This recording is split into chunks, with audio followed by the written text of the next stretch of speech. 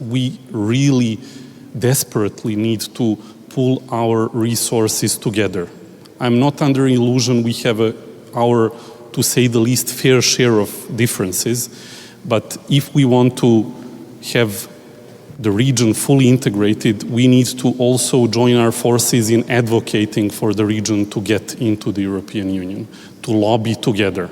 I heard the governor of Lower Austria refer to the need to cut red tape and not to have a one in, one out approach when it comes to legislation.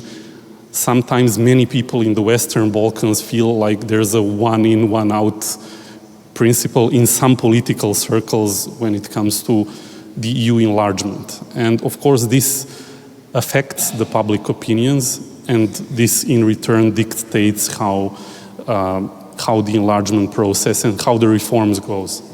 When it comes to Serbia, by 2027 we plan to complete all the major legislative, economic and political reforms required for our country to join the European Union.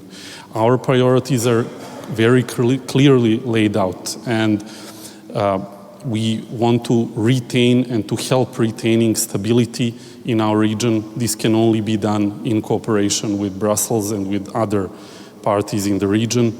We want to focus on maintaining Belgrade, my capital, as an autonomous decision-making process, but aligning as much as possible until we are fully a member of the European Union with common foreign and security policy.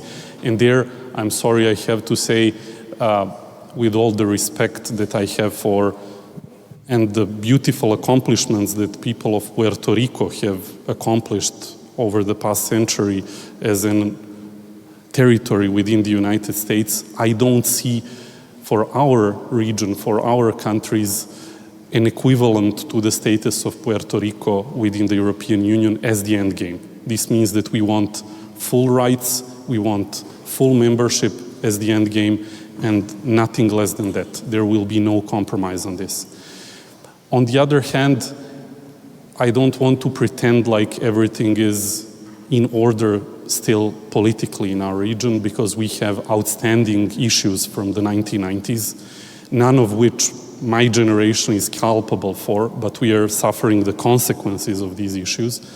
And we will require some heavy weightlifting to resolve these issues. Therefore, we need the attention of top management, top levels of the political class in Europe, and their full commitment in order to help us to resolve these issues, because otherwise we won't be able to do it ourselves. And it also has to be done in a fair and just way, so as not to leave any of the parties involved frustrated, to leave us equally satisfied and dissatisfied. And to sum up, last week I was in Burgenstock, where I heard many interesting speeches. Some were more constructive, some less. But I heard the Kenyan president quote actually an American general, Norman Schwarzkopf, who said something along the lines that spending each liter of sweat saves dozens of liters on negotiating, and on making peace saves dozens of liters of blood.